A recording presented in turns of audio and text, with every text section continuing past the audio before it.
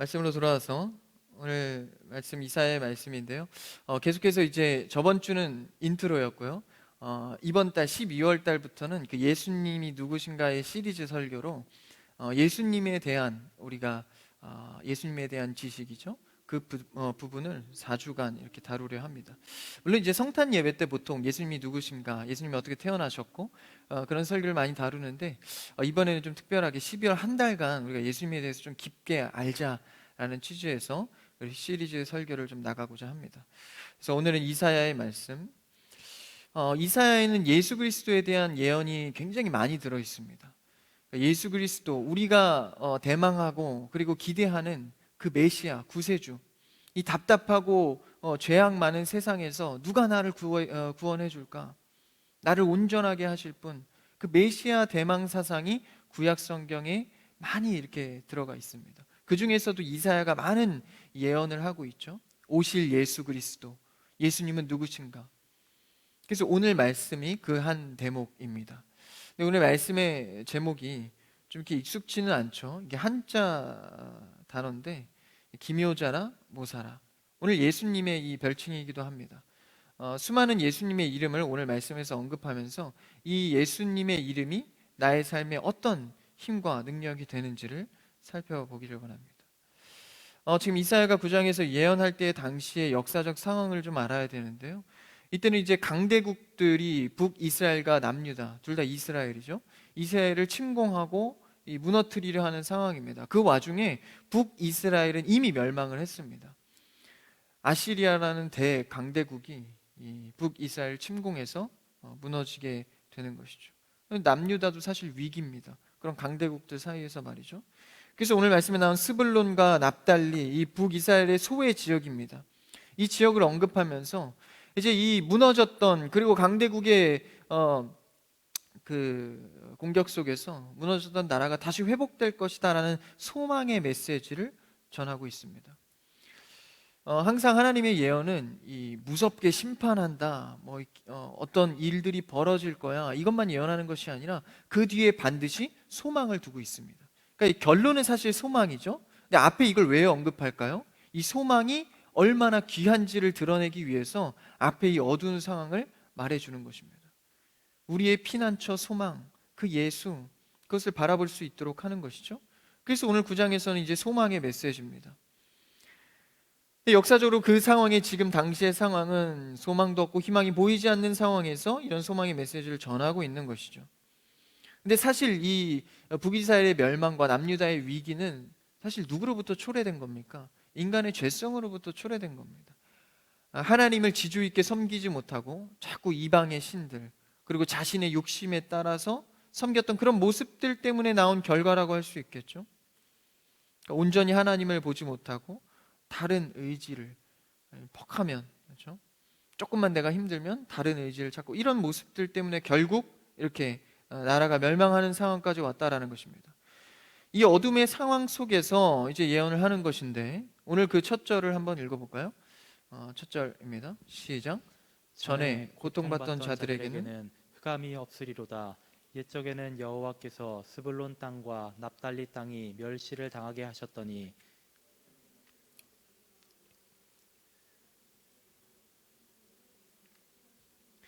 전에는 그렇게 멸시를 당했다, 망하게 했다. 그렇지만 이제는 하나님께서 영화롭게 하시겠다. 근데 스불론과 납달리는 사실 굉장히 소외 지역입니다. 12지파로 볼 때 작은 지역이죠. 근데 그것을 언급하는 것으로 볼 때 이런 작은 곳까지도 회복시키실 것을 말한다는 것은 모든 이스라엘 지파를 회복시킬 것을 암시하는 것입니다. 그래서 영화롭게 할 것이다. 그 다음에 2절을 읽어볼까요? 비슷한 내용을 이어갑니다. 시작. 흑암에 행하던 백성이 큰 빛을 보고 사망의 그늘진 땅에 거주하던 자에게 빛이 비치도다. 이제 흑암에서 있었던, 어둠에서 아무 소망이 없던 자들이 큰 빛을 보게 된다. 흑암을 밝힐 수 있는 건 뭐죠? 빛밖에 없습니다. 큰 빛이 모든 어둠을 사를 그 빛을 보게 된다. 소망을 보게 된 것이죠. 그러니까 우리가 어둡고 힘들고 어려운 상황 가운데 가장 중요한 건 무엇입니까? 소망의 빛을 보게 되는 겁니다. 그러면 지금 이 상황을 견디고 살아갈 수 있는 것이죠. 그 빛을 보게 된다라는 것입니다. 사망의 그늘진 땅에 거주하던 자에게 빛이 비친다. 이 빛에 대한 얘기를 하죠. 그 다음 3절을 읽어볼까요? 3절입니다. 시작. 주께서 이 나라를 창성하게 하시며 그 즐거움을 더하게 하셨으므로 추수하는 즐거움과 탈취물을 나눌 때의 즐거움 같이 그들이 주 앞에서 즐거워하오니. 이제 그 빛을 보게 되었고 소망을 품게 되었는데 그 다음에 이제 실제적인 누림입니다. 그냥 빛이 비춰서 아 좋다 이렇게 감정적으로 끝나는 것이 아니라 실제적으로 3절에 어떻게 해요? 그 나라를 창성하게 된다. 이 나라가 창성하게 된다. 그리고 그 즐거움을 더하게 하시사 추수하는 즐거움, 실제적 즐거움이죠. 탈취물을 나눌 때 그러니까 전쟁에서 승리한 다음에 탈취물을 누리지 않습니까? 그때의 즐거움. 그러니까 이 소망에 확답을 받은 거예요. 탈취물은 이겼다는 증거품입니다. 그것을 누리는 즐거움을 준다라는 것입니다. 여러분, 우리의 삶은 어둠과 힘들고 괴로울 때도 있지만 사실 우리의 삶은 이미 확답을 받은 삶입니다. 단지 시간이라는 공간 속에서 그것이 밝혀져 갈 뿐이지 이미 우리의 소망은 이미 이루어진 것이죠. 그래서 오늘의 어려움이 있더라도 우리가 소망을 가질 수 있는 것은 하나님께서 이미 결단하여서 즐겁게 그리고 탈취물을 나눌 때 즐거움을 이미 주셨다는 거예요.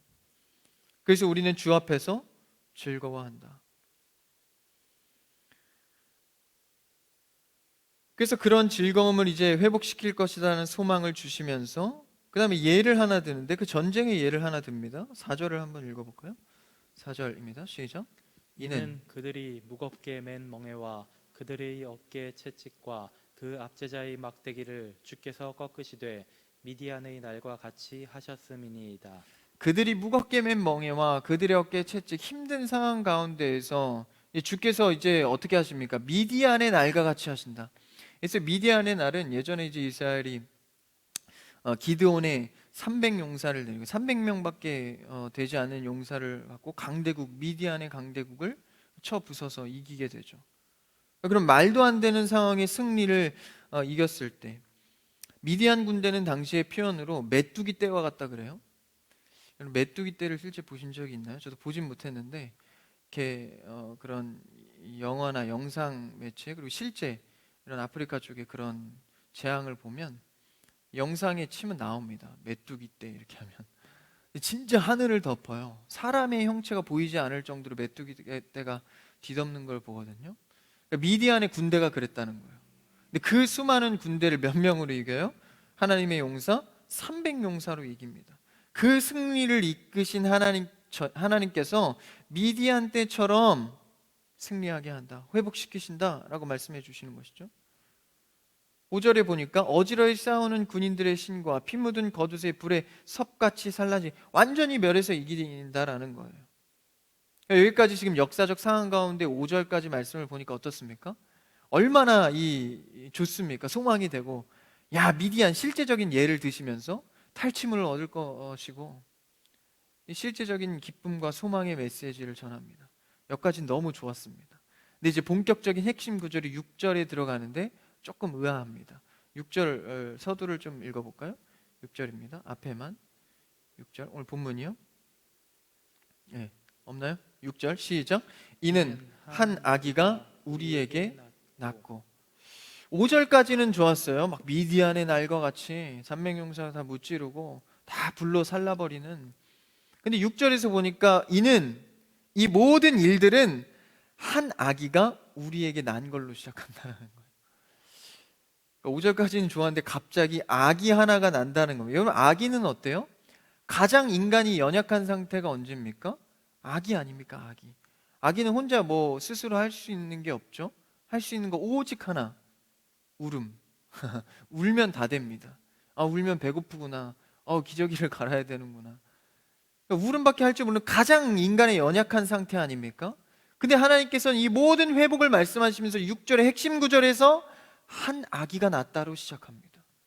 그러니까 이게 뭡니까? 이게 하나님의 일하는 방식입니다. 심지어 이 상황 가운데에서 당장 아기가 나는 것도 아니에요. 700년 이후에 예수님 그 아기가 나십니다. 그러니까 700년 이후에 나실 아기의 예언일 뿐더러 좀 강력한 그리스 로마 신화처럼 말이죠.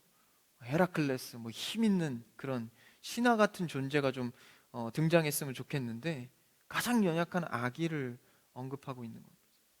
그것도 700년이라는 시간 뒤에 말이죠. 그러니까 이들은 참 6절에서 저는 좀 허무했을 것 같아요. 당장 죽겠는데, 당장 지금 북이스라엘 멸망해서 우리에게 소망이 없는데, 당장 힘든 가운데 아기가 태어났다. 사실 지금 우리도 마찬가지입니다. 하나님을 믿고 따르면서 주님, 내가 지금 당장 힘든데 하나님께서 전하는 말씀은 야, 여호와는 성실하시고 열심히 이루실 거야. 주님 알겠는데 지금 당장 힘들다니까요. 우리의 상황과 그렇게 다르지 않은 것 같습니다. 예수님을 고백해, 예수님을 알아가. 그거 좋은데 그거 알아서 뭐 하는데요? 예수님 고백해서 어떻게 되는데요? 당장 힘드니까 실제적 5절 말씀에서 같이 1절에서 5절과 같이 실제적 어떤 즐거움을 지금 당장 주십시오. 근데 하나님의 방식은 한 아기가 나음으로 시작합니다. 그러니까 하나님의 이러한 방식의 이끄심은 항상 우리의 산술적인 어떤 계산과 생각의 방법에 있지 않습니다. 항상 하나님의 방법은 미련한 방법을 선택하셔서, 연약한 방법을 선택하셔서 일하기를 좋아하십니다. 때로는 바다를 가르시기도 하시고 만나를 비같이 내리기도 하시지만 그 방법은 특별한 경우에 그렇고 사실상 대부분의 우리의 일상은 하나님은 미련하고 연약한 방법으로 일하기를 좋아하십니다. 늘 그 패턴이에요. 그러니까 우리가 항상 의심되고 실족하고 매주 예배 드리지 않으면 또 힘들고 의심이 되고, 그러니까 하나님의 이게 방법이라는 것입니다. 왜 이런 방법을 쓰실까? 그러니까 우리가 그렇죠. 가장 미련하고 가장 연약한 방법을 썼음에도 불구하고 결과가 내 생각보다 훨씬 더 좋은 것이 주어진다면 어떤 생각을 하겠습니까? 야, 이건 내 힘으로 한 게 아니구나. 하나님께서 전적으로 하셨을 때만 가능하구나를 깨닫게 됩니다. 인간은 무지해서 말로 아무리 해도 사실 잘 공감이 되지 않습니다. 그래서 인간관계도 아무리 내가 널 공감한다 하지만 그 사람 처지에 들어가지 않고는 실제 그렇게 공감하기가 쉽지 않습니다. 하나님께서 일하실 때도 우리에게 그 처지를 완벽하게 알게 하시는 거예요. 나의 연약함과 하나님의 위대하심, 상황을 연약하고 미련하게 만드셔서 그걸 역전시킴으로 말미암아 어떤 그런 그냥 영화 같은, 그냥 드라마 같은 일을 만들려고 하는 것이 아니라 하나님이 누구신지를 알게 하는 정확한 표현법입니다. 그래서 우리의 삶에 이런 미련한 일이 일어났을 때 우리가 하나님을 의지해야 되는 명분입니다.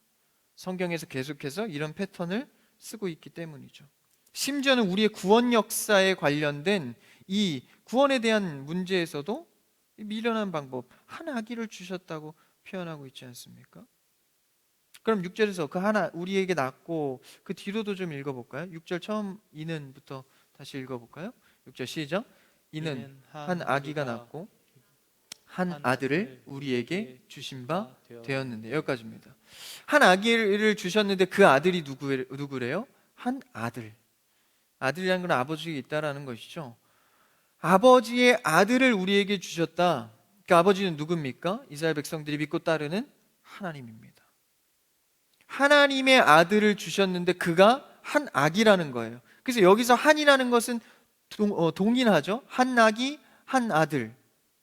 근데 이제 모습을 다르게 표현합니다. 아기와 아들로서 말이죠. 이건 무엇을 뜻할까요? 이것은 우리가 잘 알고 있는 신인 양성을 말합니다. 하나님께서 예수님을 통하여서 신이 되신 하나님 예수님께서 인간이 되셨다. 한 아기, 인간이 되셨다는 거예요. 그러니까 예수님께서 이 땅에 오실 때 사실 성인으로도 오실 수 있지 않습니까? 하나님은 그런 능력이 있으십니다. 멋진 모습으로 한 번에 오실 수도 있으세요. 근데 굳이 아기라는 방법을 왜 택하십니까? 완전한 인간의 방법으로 인간 되심을 드러내는 겁니다. 인간은 이 땅 가운데 어떻게 태어나죠? 어머니 태중에 태어납니다. 그래야 인간인 거죠. 갑자기 이렇게 뿅 나타나면 그럼 전설이 될 수도 있고 신이라고 말할 수도 있겠죠. 근데 하나님은 완벽한 인간의 방법을 택하십니다. 그래야 완전한 인간으로 설 수 있기 때문에. 그래서 한 아기라고 표현하고 있죠. 그리고 인간의 아들인 한 아기, 그리고 하나님의 아들인 지금 오늘 말씀의 그 한 아들입니다. 하나님이시자 인간으로 두 개의 신인 양성이 어떻게 됩니까? 위격적 연합을 하는 겁니다. 하나의 격으로 연합을 하는 거예요. 섞이지 않은 상태에서 연합을 하는 겁니다. 누구로요? 예수 그리스도로. 예수 그리스도의 특성이 뭡니까? 완벽한 인간이시면서 완벽한 하나님, 신인 양성의 위격적 연합이라고 합니다. 이 상태가 뭐예요? 지금 6절에서 고백하고 있는 한 아기가 우리에게 낳고 한 아들을 우리에게 주셨다, 이 표현을 하고 있는 것이죠. 그래서 두 본성이 한 인격으로 연합되어서 이 모습으로 오셨다라는 거예요. 그래야 뭐가 이루어지니까? 우리의 구원이 이루어지니까. 그 모습이 아니고서는 우리의 구원을 이룰 수 없다라는 것입니다. 근데 하나님께서 한 아기가 되셨다. 여러분, 이게 어떻게 좀 이해가 되십니까? 이해할 수 없는 부분이죠, 사실. 이것을 하나님의 비하라고 표현합니다. 하나님께서 비하되신 것, 낮아지셨다라는 거예요. 그래서 이 땅 가운데에서 성육신하시고 모태에 잉태하시고 사시고 드시고 걸어 다니시고 고난 받으시고 죽으시고 장사되셨습니다. 이 모든 과정이 하나님의 비하입니다. 이 과정을 왜 겪으셔야 하죠? 왜 굳이 이런 방법을? 우리 때문입니다. 낮고 낮은 인간 같은 죄성을 가진 우리 더러운 존재가 하나님의 이 비하를 통해서 구원을 이루는 것이죠. 내가 무엇이 간데? 그래서 이것을 6절에서 이렇게 확실하게 표현하고 있는 겁니다. 확실하게 인간으로부터 출발하는 것을 보기 위해서 아기로부터 출발을 하죠. 이 예수님이 부활하시고 이제 나중에 승천하셔서 어떻게 하죠? 예수님께서 다시 오신다고 말씀하십니다. 그러니까 오늘날 우리가 살아가는 이 땅 가운데 삶에 예수님이 다시 오신다 소망하는 것은 이때 당시에 예수님이 오실 것을 소망하는 것과 같은 마음입니다.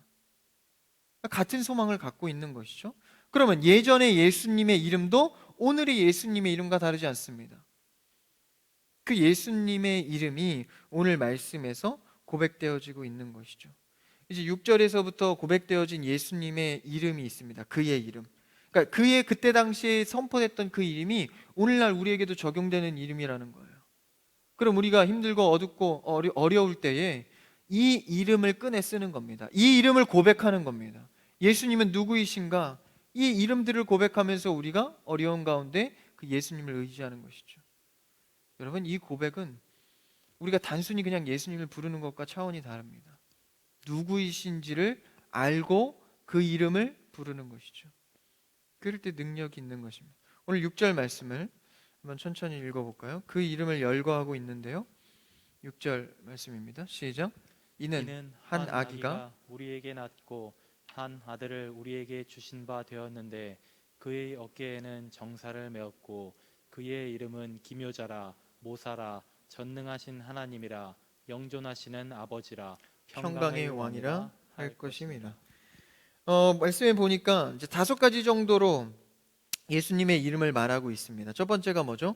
기묘자, 그리고 모사라, 전능의 하나님이라, 영존하시는 아버지라, 평강의 왕이라. 5가지 이름을 열거하면서 너희에게 오실 그 예수 그리스도가 아기로 비록 오지만 이 예수님은 누구이신가를 정확히 드러내는 것입니다. 그럴 때 뭐 할 수 있기 때문에? 믿고 따르며 소망할 수 있기 때문에.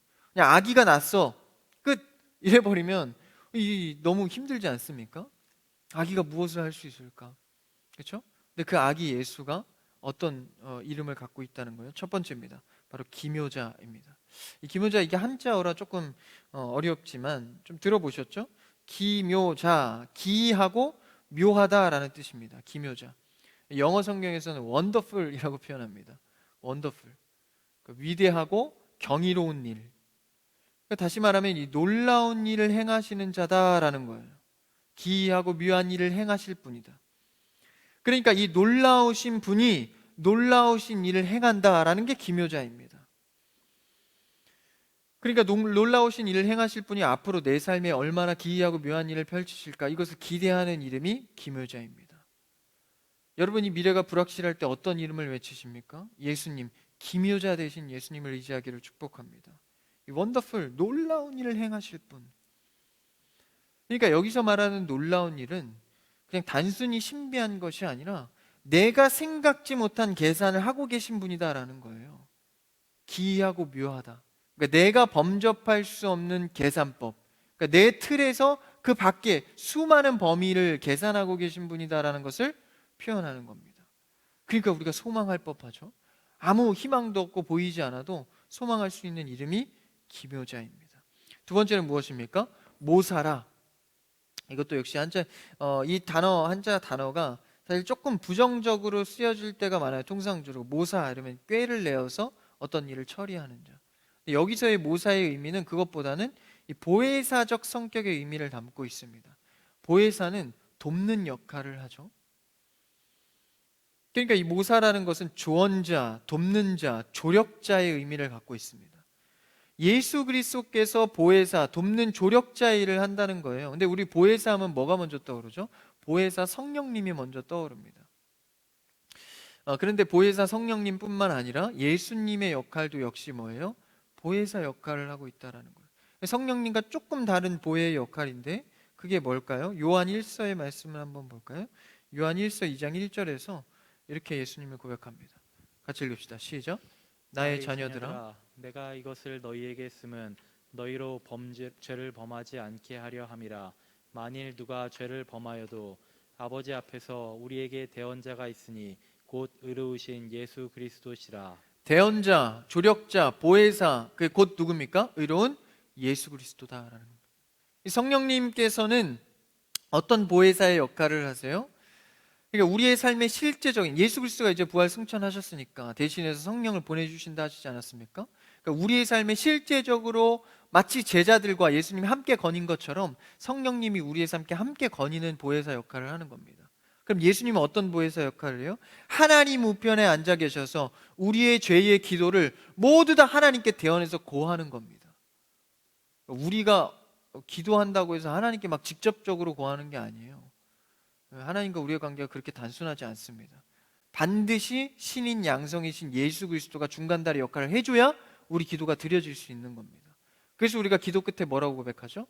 예수님의 이름으로 기도합니다. 아멘. 왜 그렇게 합니까? 예수 그리스도가 모사라, 보혜사적 역할을 하고 있기 때문입니다.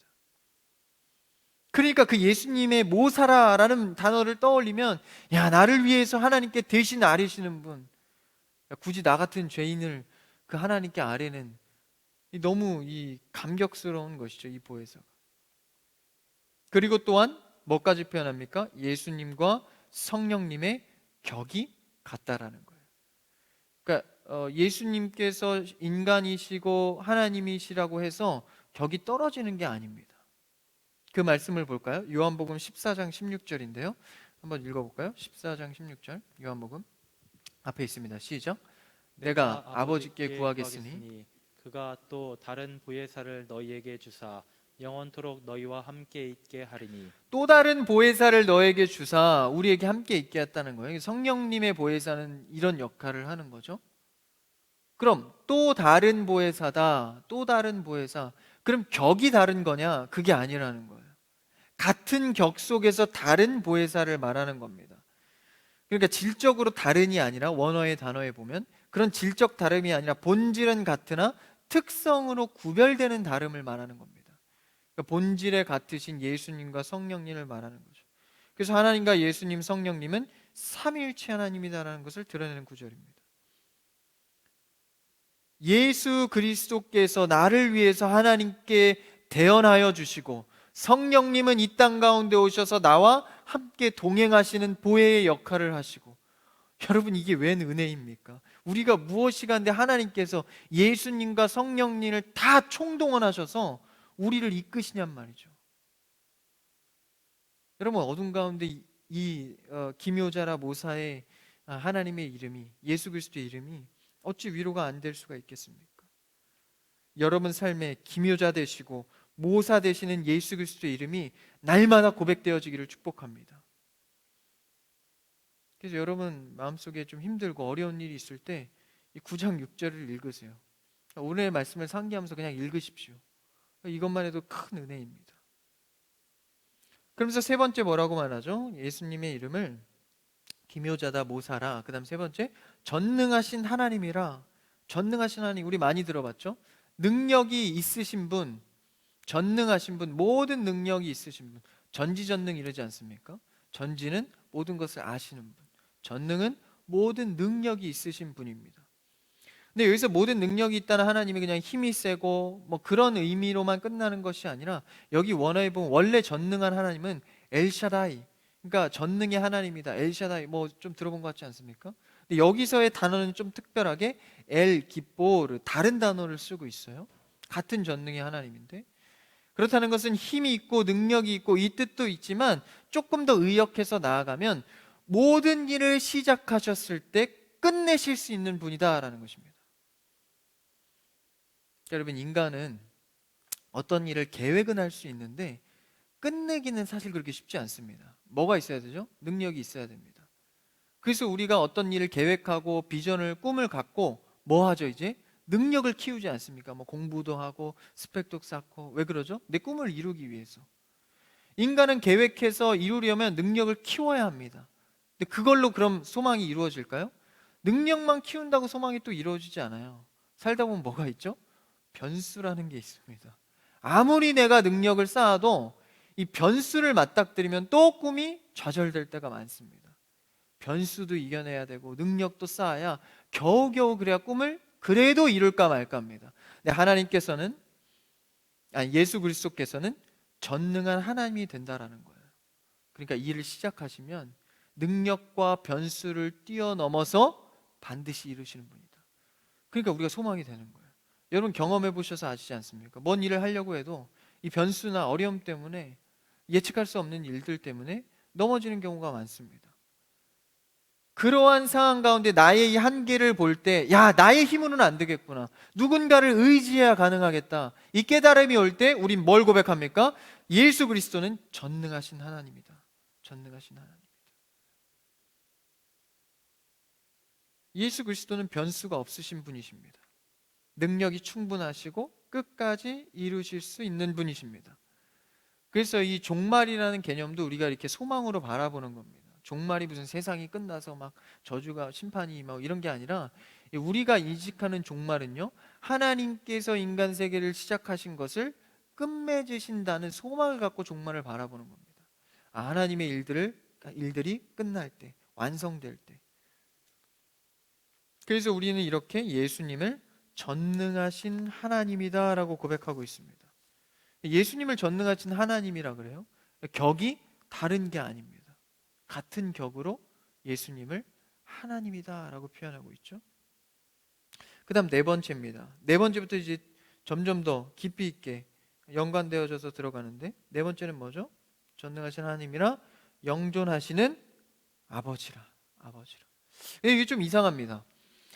앞에서는 뭐라 그랬죠? 한 아들을 주셨다. 아들인데 여기서는 지금 아버지라고 표현을 하고 있어요. 그럼 이사야가 쓰다가 좀 졸았나? 이거 아버지와 아들 좀 다르지 않습니까? 한 예수 그리스도를 어떨 때는 아들이라 그러고 여기서는 또 아버지라고 합니다. 여기서 이제 히브리식 표현법을 좀 알아야 되는데, 히브리 사람들은 이 아버지에 대한 단어 아브를 쓸 때는 여러 가지 의미로 아버지를 씁니다. 육적인 아버지의 의미도 있지만 창조주 하나님을 표현할 때도 이 아브라는 단어를 썼습니다. 우리가 욥 큐티를 나갔었는데 욥에서도 그런 고백이 나옵니다. 이제 하나님께서 욥에게 나타나셔서, 야, 나는 너의 창조주다 말씀하실 때, 야, 비에게 아버지가 있냐 물으세요.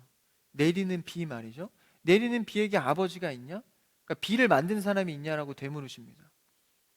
그때 쓰는 단어가 바로 아브입니다. 비를 창조하신 이가 누구냐 묻는 것이죠. 그러니까 창조주 하나님을 말할 때 아버지라는 단어를 씁니다. 근데 이걸 누구를 향해서 지금 표현한 겁니까? 예수 그리스도를 향해서.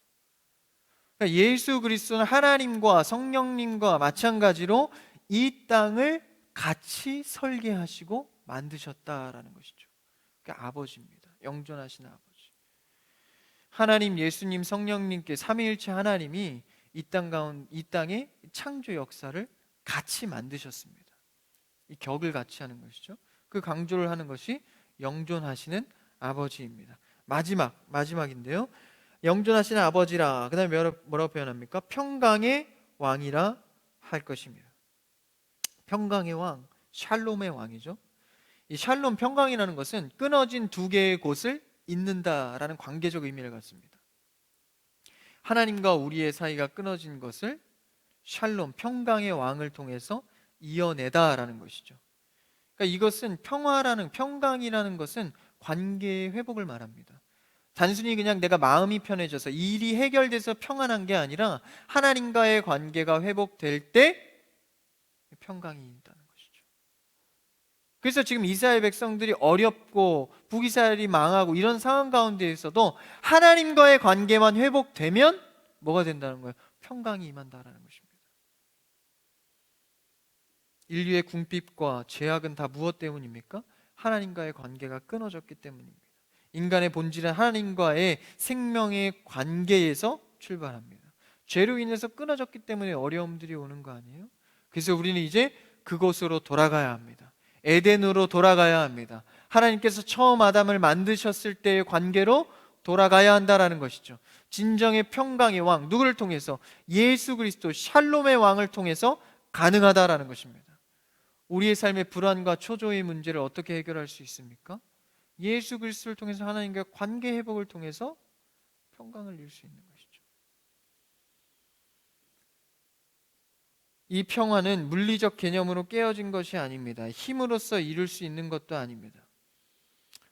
이 세상의 질서를 자꾸 뭘로 평화로 이루려고 하죠? 물리적인 힘으로. 군사를 가져야 되고, 로마 시대 때는 이 군사가 국력이었지 않습니까?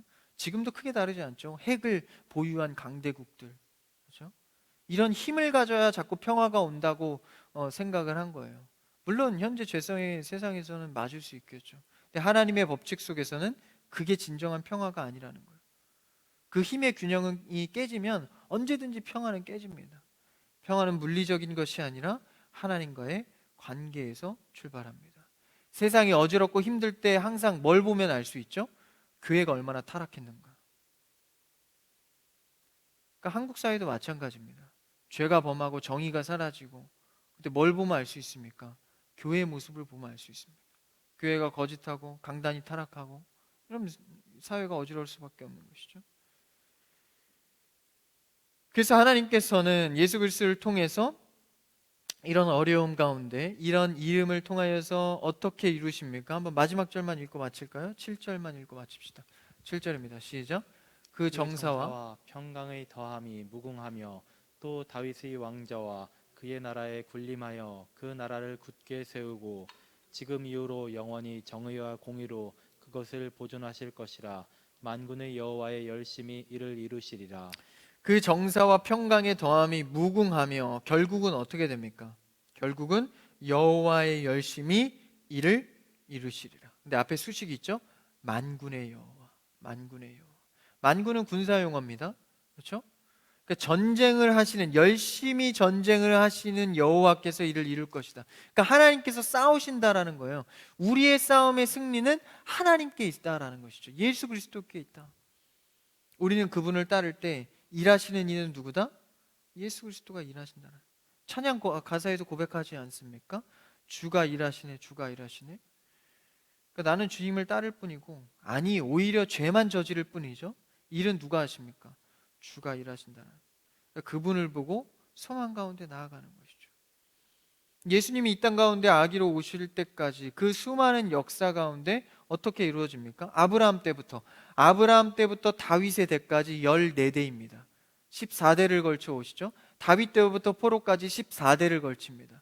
그 다음에 그 포로부터 또 예수님 나시기까지 14대를 걸칩니다. 14 세 번의 대를 걸쳐서 예수님께서 오시는 거예요.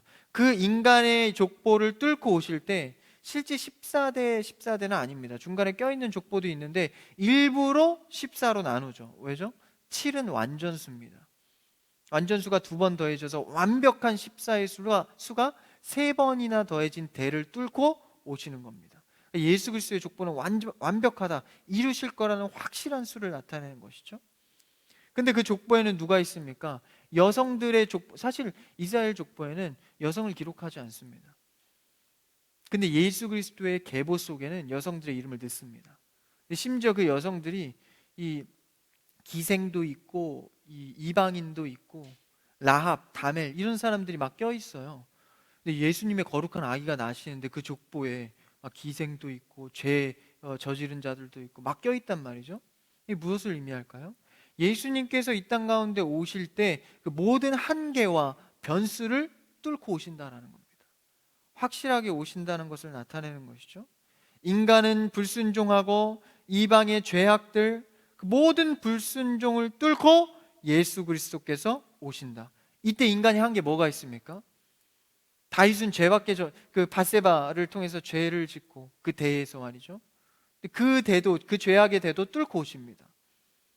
그게 뭐라고 표현하는 거예요? 7절에 여호와 만군의 여호와의 열심히 이루신다라는 것입니다. 심지어는 그 직접적인 육신의 어머니죠. 마리아와 요셉. 하나님께서 그 마리아가 잉태했을 때 요셉의 생각은 마리아를 조용히 끊고자 하죠. 근데 하나님께서 나타나셔서 설득하십니다. 그러니까 그마저도, 직접적인 부모마저도 하나님께서 열심으로 설득하시고 일하셔서 예수님이 이 땅 가운데 오게 하십니다. 여러분, 여러분의 삶은 어떠하십니까? 하나님께서 책임지시는 삶 가운데에 끝까지 인도하시는 하나님을 바라보고 계십니까? 오늘 말씀에서 하나님의 여호와의 열심을 이루시는 예수 그리스도의 이름이 우리의 삶에 충만하기를 축복합니다. 말씀을 정리합니다. 예수 그리스도의 그 이름, 기묘자라, 모사라, 전능하신 하나님이라, 영존하시는 아버지시라, 평강의 왕. 여러분, 이 이름이 여러분 삶의 구석구석에서 고백되어지기를 축복합니다. 이 의미를 우리가 12월 한 달 또 한 주간 생각하고 묵상하면서 정말 기묘한 일을 이루실 분, 나에게 보혜사, 조력자가 되실 분, 그분을 묵상하며 한 주도 우리 2021년 연말에 정말 승리의 나날들이 되기를 주님의 이름으로 축복합니다.